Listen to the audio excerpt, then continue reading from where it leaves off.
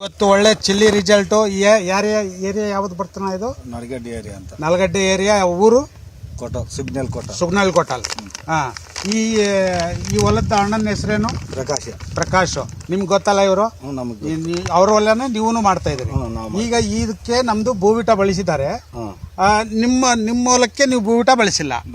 ಇದಕ್ಕೆ ನಿಮ್ಗೆ ಏನ್ ಅನಿಸ್ತದೆ ವ್ಯತ್ಯಾಸ? ಇದು ಬೇಸ್ ಕಾಣ್ತೈತೆ. ಹಾಕಿದ್ಕ ನಮ್ದು ಬೇಸಿಲ್ಲ ಇನ್ನ ಅದಕ್ಕೆ. ಇದು ರಿಸಲ್ಟ್ ನಮ್ದು ಭೂವಿಟದು ಅದ್ಭುತವಾದಂತ ರಿಸಲ್ಟ್. ಸುಗ್ನಳ್ಳಿ ಏರಿಯಾ. ಆಮೇಲೆ ಅಣ್ಣವ್ರ ಹೆಸರು ಪ್ರಕಾಶ್ ಅಣ್ಣವ್ರ ಹೊಲದಲ್ಲಿ ನಾವು ಇದ್ವಿ.